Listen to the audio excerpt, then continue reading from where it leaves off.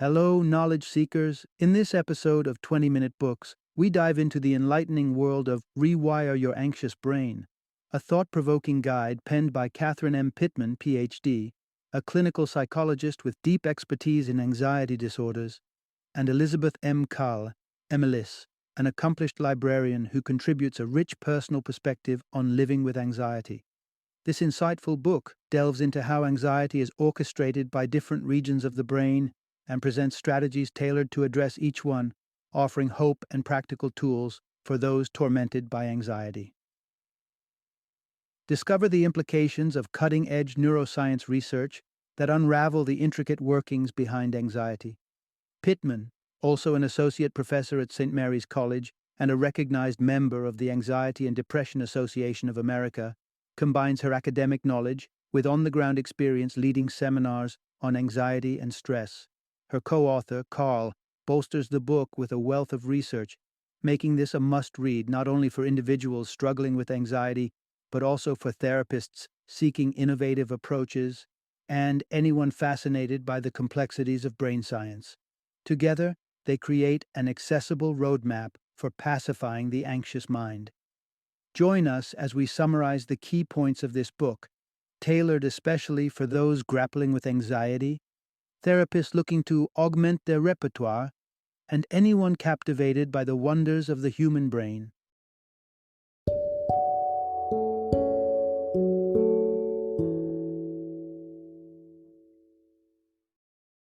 Rewire Your Anxious Brain: How to Use the Neuroscience of Fear to End Anxiety, Panic, and Worry. Introduction: Unraveling the Mysteries of an Anxious Mind. How your brain can learn to calm down. Imagine you're about to give a big presentation. As the moment nears, your palms sweat, your heart races, and your mind is flooded with what-ifs. Anxiety has struck, and it's as if your brain is at war with itself. But what if there was a roadmap to understanding this internal struggle? By delving into the intricate workings of our brains, neuroscience sheds light on the two pathways of anxiety, and here's the kicker. There's a potential to retrain our brains to alleviate this anxiety. The first pathway involves the amygdala, an almond-shaped cluster within our brain. It's the sharpshooter of our emotions, reacting instantaneously before you've even had the chance to log a conscious thought. Picture this. You're hiking, and suddenly a snake slithers across your path. Before you know it, you've jumped back. That's your amygdala at work, instigating a split-second visceral response. Then there's the cortex, the pondering philosopher of the brain. This is where thought-intensive, worry-induced anxiety brews. It's not about immediate survival like in the snake scenario. Cortex-based anxiety paints elaborate scenarios of doom and gloom, often spiraling into a fog of what could be before we even realize it. Recognizing these separate pathways is paramount. Why?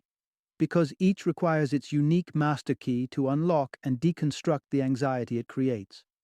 Many solutions, like cognitive behavior therapy, CBT, tend to cater specifically to the cortex-driven anxieties, helping rewrite the narratives we tell ourselves. But what about the amygdala, that impulsive firecracker? Current neuroscience champions the idea that we can infuse calm into both pathways. It's not about defeating anxiety entirely. That would be akin to disarming an essential survival mechanism. Instead, it's about recalibrating our brain's responses so that when anxiety taps us on the shoulder, it doesn't lead to a system shutdown. In this journey into the mind, we'll decode the strategies to quiet down the amygdala's alarms and unpack the techniques that can reshape the cortex's thought patterns. Together, we'll explore how science can empower us with the tools to switch off that imaginary stove causing undue stress and foster a more tranquil, focused mind. Ready to rewire how you experience anxiety? Let's jump into these insights and emerge with a deeper understanding of our complex brain's extraordinary capacity to adapt and find peace. Part 1. Deciphering the alarm bells of the amygdala. How emotional memories shape our fears. Have you ever puzzled over the heart-pounding, sweat-inducing terror of public speaking? What's frightening about a room full of people eagerly waiting to hear your thoughts? Well, our bodies are equipped with an ancient alarm system not always suited for modern life's challenges, and it speaks in emotional memories, not words. The amygdala, a twin set of almond-shaped neural clusters, serves as the brain's watchtower, vigilantly scanning our surroundings for threats. When it perceives a potential danger, it's like flicking a switch. The body is thrust into a high-alert state, ready to confront or evade perils. Consider the symphony of the stress response. The hypothalamus sends a surge of hormones like cortisol and adrenaline to prime your muscles for action, while the sympathetic nervous system kicks physiological changes into gear: quick breaths, a hammering heart, dilated eyes, beads of sweat. And crucially, this all occurs beyond the realm of conscious thought. This is where the crux of amygdala-based anxiety lies. Its language is not of words or logic, but of direct emotional experiences. It's the intuitive, reflexive pilot to your systematic, analytical cortex co-pilot. In extraordinary circumstances, such as avoiding an imminent car crash, the amygdala's snap decision-making can be life-saving. But how does this translate to anxiety over everyday events? Once the amygdala forges a link between a situation and fear, that connection solidifies into an emotional memory. These memories are visceral and can be ignited by nuances as subtle as a familiar smell or a particular tone of voice. Telling someone gripped by panic to calm down is like shouting into the wind. The amygdala doesn't traffic in the currency of reasoned argument. So, to rewire an anxious amygdala, interventions must tap into this primal emotional lexicon. Understanding and influencing the amygdala's communication can gradually reshape our instinctive responses to fear, breaking the cycle of anxiety. This journey into the mind is not about bracing against fear with facts, but instead learning the delicate art of translating our emotional dialects into serenity. Part 2. Overcoming your fears by facing them. The transformative power of exposure therapy. Have you ever wondered why avoidance just seems to fuel our fears? Why does scurrying away from everything that scares us only seem to cast a larger shadow of dread over our lives? The science of our brains holds a clue. To disconnect the intense association between our fears and the events that trigger them, it's not about running away. It's about facing them head-on. This is the essence of neural rewiring, a term that sounds straight out of a sci-fi novel, yet relates to the very real, very human process of forming new, healthier neural patterns. It's all about neurons that fire together, wire together. When we're exposed to anxiety-inducing situations and survive them, we begin to rewrite the script of our emotional responses. Imagine the amygdala as an overeager security guard, sounding the alarm at the slightest provocation. To train this guard to recognize false alarms, you need to demonstrate that what it perceives as threatening is, in fact, harmless. And how do you do that? By gradual or immediate exposure, deliberately putting yourself into situations that the amygdala needs to reevaluate. Let's liken it to acclimating to a chilly lake. At first, the frigid water seems unbearable. Inch by inch, however, your body adjusts. By repeatedly engaging with the once feared stimulus, you teach your brain that this environment is safe. This method, which the authors refer to as activate to generate, means activating the nerve-wracking experience to generate new, non-threatening neural pathways. It takes grit. You have to remain in the anxiety without fleeing, to ride the wave of discomfort as it swells, peaks, and finally retreats. When in the clutches of anxiety, it's critical to implement calming strategies to pacify the amygdala. Start by becoming an observer of your own physiological state. Notice your racing heart or shallow breathing without being swept away by panic. Then, consciously decelerate and deepen your breathing.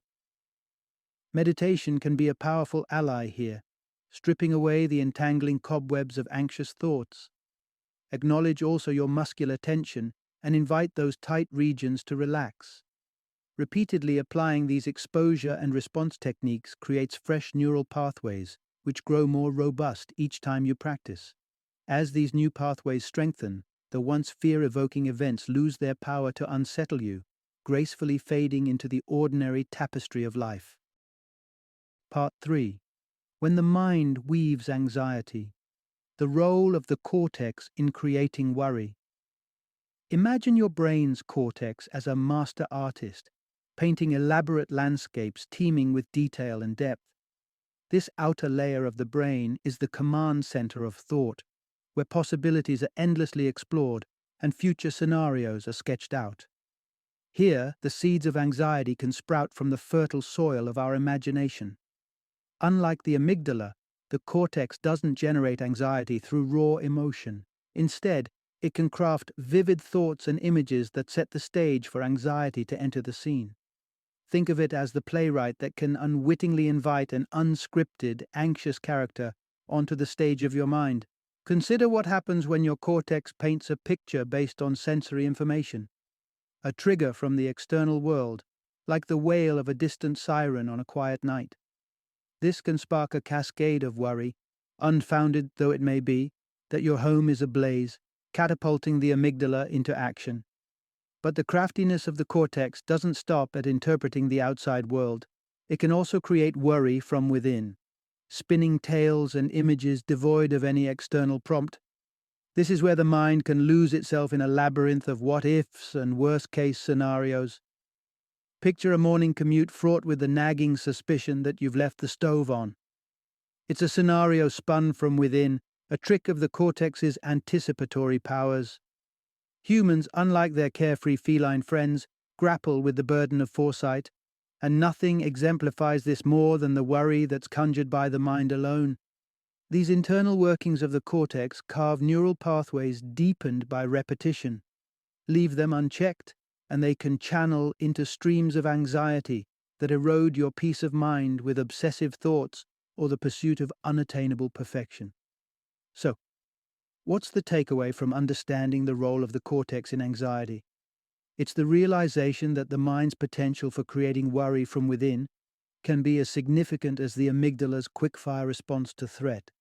And by identifying the thought patterns that typically set your own anxiety alight, be it catastrophizing, negativity, or the relentless loop of what-ifs, you can start to interrupt these patterns and navigate your mind's innate capacity towards a calmer, more centered existence. Part 4. Changing mental channels. Techniques to tune out cortex-driven anxiety. Imagine for a moment you're Jenny, futures hanging on the delicate edge of an envelope's seal. The temptation to predict disappointment can be overwhelming, yet the worry often overshadows the reality. This is the trap of cognitive fusion, where the lines between thought and fact blur, chained in an intricate dance of anxiety. Now, with the understanding that thoughts are not synonymous with truths, the power to disarm cortex-based anxiety lies within our grasp. One approach to untangling from these anxieties is through developing a healthy skepticism of our worries. By recognizing thoughts as fleeting constructs rather than immutable truths, you can dismantle their grip on your reality. Enter mindfulness, a beacon of clarity in the storm of anxious contemplation. Mindfulness practices invite you to observe your thoughts from an objective distance, akin to watching leaves float down a river without reaching out to grasp them. As your thoughts drift by, transient and ephemeral, their hold on you loosens. But as anyone who's tried to sit still for a moment with a whirring mind knows, breaking free from anxiety channel is no easy feat. The key, strategic distraction. Immerse yourself in the uplifting melodies of your favorite music, bury your mind in the folds of a captivating book, or venture into the physicality of a workout or a game. These activities aren't just placeholders.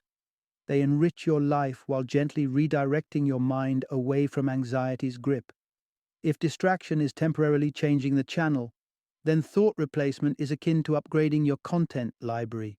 Attempting to forcibly clear your mind of troubling thoughts is as productive as trying to unsee a pink elephant waved before your eyes. A more effective strategy is to introduce a scripted alternative, a coping thought. This isn't about denying your initial worry, but about offering a counterscript that fosters resilience and possibility. Engaging in these practices, chosen skepticism, mindful observation, deliberate distraction, and proactive thought replacement, gradually etches new patterns in the cortex. With time and persistence, these strategies can transform the thought pathways that once heralded anxiety into new tracks that lead toward a landscape of calm and confidence. Final summary. At the core of our struggles with anxiety lies a tale of two distinct brain areas, the impulsive amygdala and the contemplative cortex, each contributing to the anxious experience in its unique way. The amygdala directs the body's immediate responses to fear and threat without tapping into reason or logic, whereas the cortex weaves intricate webs of worry with thoughts and images that can stir up this ancient alarm system. The amygdala's language is one of emotional memory, and altering its anxious pathways calls for patient exposure to fears, combined with relaxation techniques such as deep breathing or meditation, to help it learn anew that what it fears is often harmless. This practice of exposure therapy, best analogized to acclimating to a lake's initially cold waters, encourages the mind and body to adjust, forming new neural pathways that counteract the old fears. Meanwhile, the cortex demands a different approach. Here, within the folds of our rational mind, cultivating a discerning stance toward our own thoughts can be key to disrupting the cycle of worry. Techniques such as mindfulness encourage us to witness our thoughts without being ensnared by them, while distractions offer a valuable respite, allowing us to temporarily change the channel from the gripping anxiety channel we're all too often tuned into. And then there's the subtle art of thought replacement. Instead of wrestling with unhelpful thoughts, we gently usher in affirmative coping thoughts, a positive internal dialogue that can redirect the mind's energy towards a more constructive and optimistic outlook. The journey to tame the tumult of anxiety is a complex endeavor of retraining the brain's amygdala and cortex. But it's within this intricacy that we unearth the tools to diminish anxiety's dominion. By fostering new emotional memories in the amygdala and reshaping the cortex's narratives, we pave the way for tranquility, one thought, one breath, one moment at a time.